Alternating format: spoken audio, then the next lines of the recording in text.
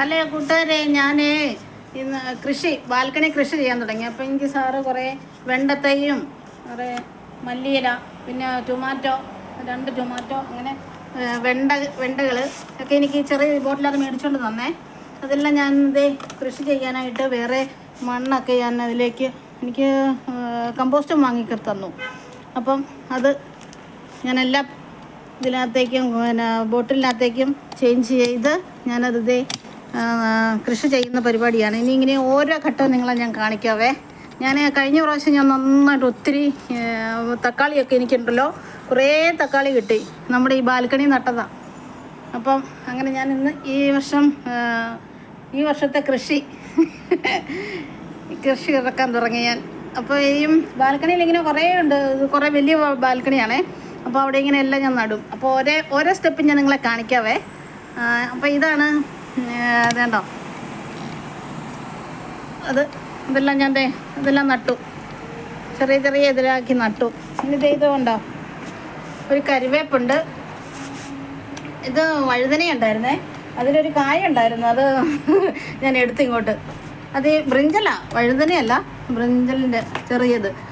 ഒരു കറിവേപ്പുണ്ട്. അപ്പോൾ അതെല്ലാം ഞാൻ ചട്ടിയിലേക്ക് മാറ്റി അതെല്ലാം നട്ടു. ഇനിയിപ്പോൾ അതിൻ്റെ പരിപാലനയാണ് ഇനിയുള്ള സമയങ്ങളിലേക്കും.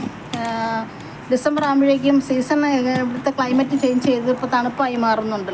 അപ്പോൾ നമുക്ക് കൃഷി ചെയ്യാൻ പറ്റും ഇതെല്ലാം. അപ്പോൾ ഞാനിങ്ങനെ ഓരോ സ്റ്റെപ്പ് ഞാനത് നിങ്ങളിങ്ങനെ കാണിക്കാവേ. ഇപ്പോൾ ചൂട് കുറഞ്ഞപ്പോൾ വൈകുന്നേരം ആയപ്പോഴാണ് ഞാനിതിൻ്റെ വീഡിയോ എടുക്കുന്നത്.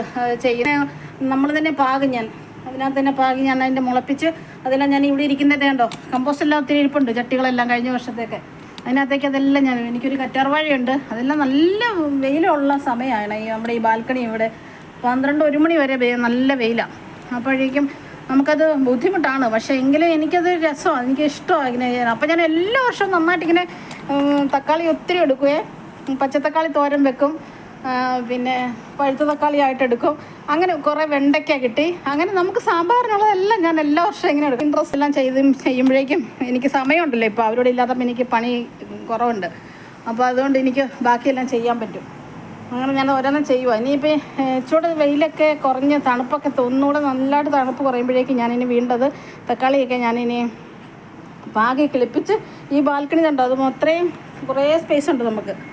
അപ്പോൾ അവിടെയെല്ലാം ഇത് ഞാൻ കഴിഞ്ഞ കൊല്ലത്തെ കമ്പോസ്റ്റും ഇതെല്ലാം തക്കാളിയുടെ വേസ്റ്റുകളൊന്നും കളഞ്ഞില്ല. അതെല്ലാം ഞാൻ ഇതിനകത്താക്കി എല്ലാം ഉണ്ട് ചാക്കിനകത്താക്കി ഇങ്ങനെ ഹട്ടിയായിട്ട് വെച്ചു. അപ്പോൾ അതിനകത്ത് ഇങ്ങനെ പൊടിഞ്ഞിരുന്നു. അപ്പോൾ കമ്പോസ്റ്റ് പോലെ ഇങ്ങനെ പൊടിഞ്ഞിരിക്കും. അപ്പോൾ കുറേ പുതിയ 2 ചാക്ക് കമ്പോസ്റ്റ് കൂടെ വാങ്ങി തന്നപ്പോൾ അതിനകത്തേക്ക് മിക്സ് ചെയ്തിട്ട് അങ്ങനെ എല്ലാം ഞാനിങ്ങനെ മിക്സ് ചെയ്തത് ഇങ്ങനെ നന്നായിട്ട് ചെയ്തു. അപ്പോൾ ബാക്കി ഓരോരോ സ്റ്റെപ്പുകളായിട്ട് അതിൻ്റെ വളർച്ചകൾ നിങ്ങളെ കാണിക്കാവേ.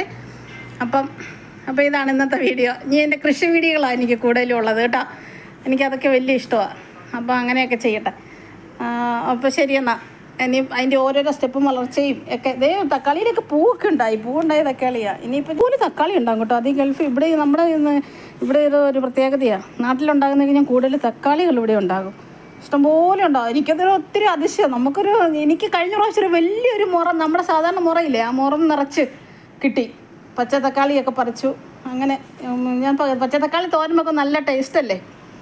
അപ്പോൾ അങ്ങനെ ഞാൻ ഇനി ഓരോ സ്റ്റെപ്പ് നിങ്ങളെ കാണിക്കാം കേട്ടോ.